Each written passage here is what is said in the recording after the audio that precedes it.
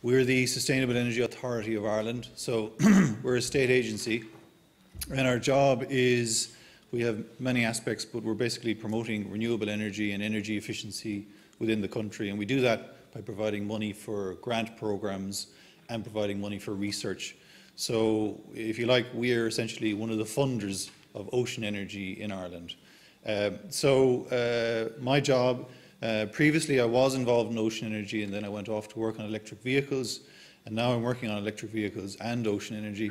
So my background is engineering, and I'm not an environmental scientist or whatever. So the topic I have is regulation. Okay, so I'm going to talk about regulation, and then probably I'm going to talk about the idea of transparency. So why is regulation important? So we'll lift the discussion really a little bit out from the academic side, and we'll enter more into the political and commercial world for a little bit. So this is the topics. So we're going to look at policies, and you'll get a snapshot of Ireland, what's going on in Ireland. We'll just have a look at the development of ocean energy in Ireland up to the moment. We'll look at some of the current policies that are emerging, and then we'll talk about regulation and new regulations that are being planned and proposed, and then we'll just talk briefly about our own activities planned for 2013. So this was the first ocean energy strategy. I was involved in drafting this, and it was designed to be read by politicians. So we kept it nice, and everything was done in bite-sized chunks. And it was launched in 2006, so there was 4 phases in it, and it's fairly straightforward. The first phase, let's look at prototypes, what technologies are out there, let's get them into the water and have a look at them and see what their energy performance per mass is, okay? And then the next obvious step is to begin and make bigger ones, full-scale prototypes. In phase 2, our plan was to look at developing a grid-connected site and actually test full-scale machines and see had they got the reliability. So at the smaller scales, we're looking at the actual performance. What is the actual energy efficiency of these devices? What is the energy per ton of these things? And then scale it up and say now in full scale, how reliable is the thing actually? And the third phase, looking at pre-commercial arrays. So you've got a single device, that's fine. How does it interact with other devices in an array? What are the cost implications, things like that. And phase 4 was looking at commercial deployment. And at that stage, we were kind of hoping that the thing would have been developed to such an extent that the state would provide access to a connection area and a feed-in tariff. So you could go and buy a commercial wave farm, let's say. So we did talk about, at that time, a target of about 485 megawatts by 2025, okay? So how have we got on? What has actually happened since then? So that was, what did we say, way back in 2006. And then in 2008, a fund of €26 million was announced. The Ocean Energy Development Unit was established within Sustainable Energy Authority of Ireland, and this was given the funds and resources to promote and develop these test sites, provide money to prototype developments and things like that. So we have achieved the development of the Galway Bay quarter-scale test site, and you'll be hearing more about that in a short while. And in that case, we had 2 prototypes in there, the Ocean Energy Buoy and the Wave Bob device here. And you can see them separated here in the water like that. The site is available to use, and we're trying to encourage, this year we're going to try and encourage more developers in there. It doesn't have to be quarter scale. Get in there with small arrays and see what they look like in the water. And then the second location we're looking at is in Belmullet in County Mayo in the northwest off the coast of Ireland. And there we're looking to develop a full-scale test site, okay?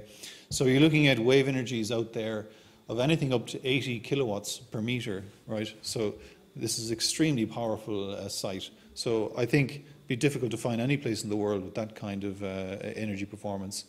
So we have 2 berths that we're looking at there. So we'll talk about that later. And then, of course, more investment went into the Hydraulics Maritime Research Centre, Beaufort Research Centre in UCC. So that's done very well and started producing a lot of papers, and it's become a real centre recognised in the field.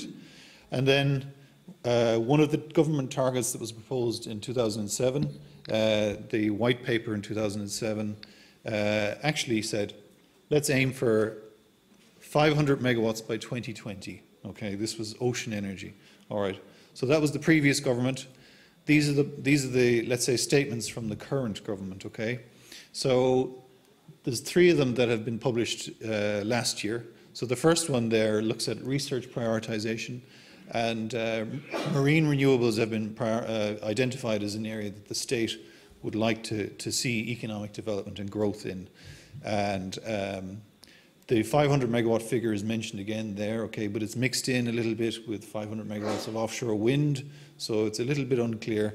It calls for the development of an innovation hub, and it talks about the potential for exporting ocean energy from Ireland to the continent.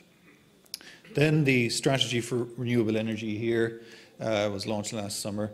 It didn't have a megawatt target, or it didn't have a subsidy, a refit for ocean energy in there. It identified the need to revise the offshore licensing regime to make it more transparent for developers, etc., and to speed up the process. We don't want to be spending years in development waiting for something like this. We need to be able to give an investor a fairly quick answer which satisfies the concerns of the public, etc., and the stakeholders. Once again, it emphasised the prospects for exporting ocean energy, and in particular we're looking at a deal or an arrangement between ourselves and the UK where we can export wind power to the UK. So we're looking at developing wind farms in the middle of the country, taking the energy from that and exporting it to the UK. So that's something that could be enabled through the renewables directive within the EU law. And then this last document here, this ocean wealth strategy. So this is looking at increasing GDP by doubling it with respect to the current levels by 2030. And it recognised that ocean energy was in a pre-development stage. So, so once again, export was mentioned. Okay, so these are the current ones. There's no real commitment at the moment, or there's no indication of a megawatt target for the country at present. So another document which is important is the Offshore Renewable Energy Development Plan. Now, it's in draft form. It's been in draft form since 2010. Okay, so once again, that report was produced and it identified the need for a single integrated step for planning approval for marine projects. Now, the interesting bit is it also incorporated a strategic environmental assessment, okay? And really in that they looked at 3 scenarios, okay? And they were looking at the impacts on the environment by 2030. And they looked at low, medium and high. And you can see the figures here considered: 800 megawatts for offshore wind, 75 megawatts for ocean energy, wave and tidal. And then the conclusion from this was it actually considered the environment out to a water depth of about 200 meters water depth contour. And the conclusion from that was, considering the high scenario, 4,500 megawatts of wind, offshore wind, 1,500 megawatts of offshore ocean energy, it concluded that this high scenario is possible without likely significant adverse environmental impacts. So this was encouraging news. But yet the current government is committed to actually producing a final version of this plan. And then when that comes out, hopefully we'll see firmer targets for the state in that regard. But I think it'll probably lean heavily towards the development of offshore wind power. So foreshore planning, the Department of Environment, Community and Local Government is responsible for the foreshore. The foreshore is defined as the seabed measured from the mean high water mark onshore to a distance of 12 nautical miles from the low water mark level. So that's one regime, and it's covered by a series of acts. Beyond that, we have the economic zone that Ireland claims, etc. And beyond that, again, we have a continental shelf zone. So we have 3 zones, and each of them are covered by different acts. So depending on what your activity is and where it is, you need to engage in different departments. So the state is assumed to be the owner of the foreshore, so you have to get approval from the minister if you want to do anything in the foreshore. Permissions, they're issued under the Foreshore Acts.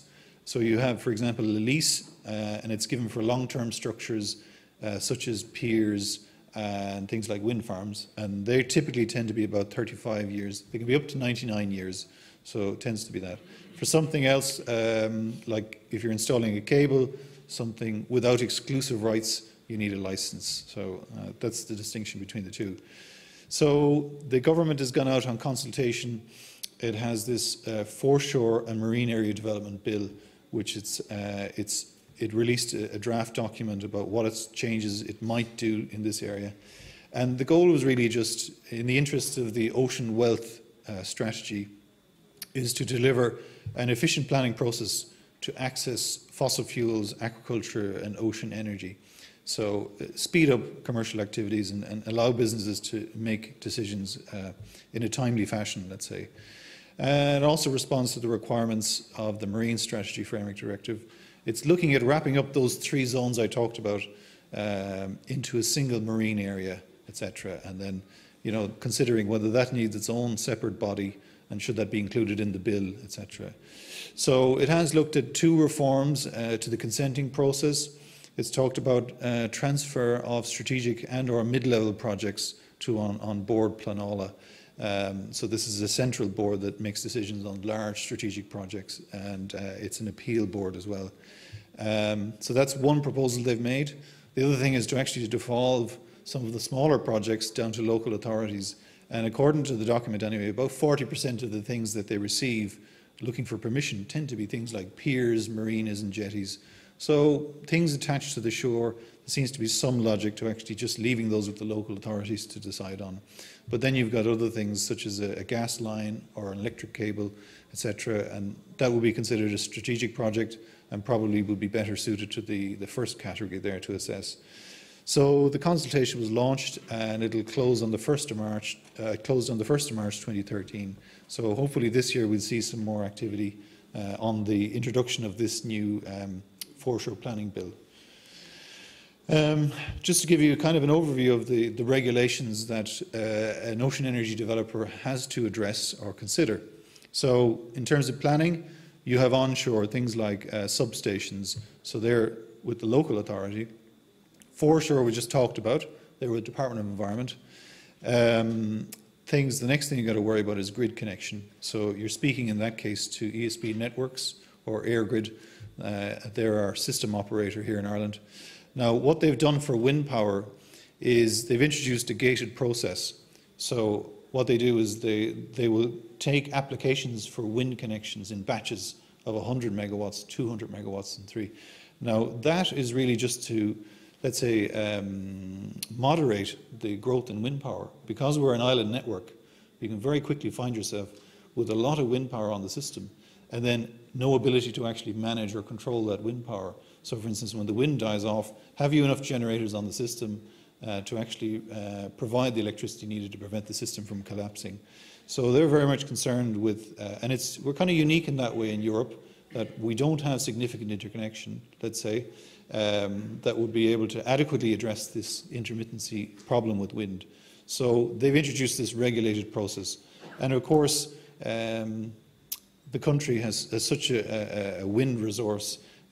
Wind turbines deployed here would be relatively profitable compared to the rest of Europe, let's say. So what they've done in the gated process is they've looked at interactions. So if you're in this region, what's the strength of the grid there? What other developments are planned in there? If you're coming into that region, will you upset another wind farm that's already there?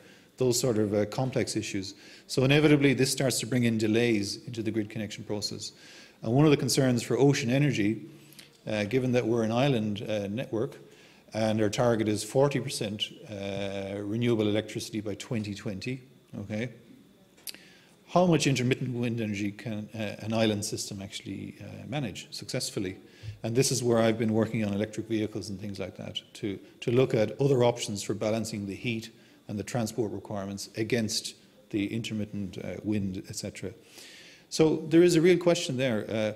By the time ocean becomes commercially viable, will there be any capacity on our small little island system to actually facilitate large amounts of wind power?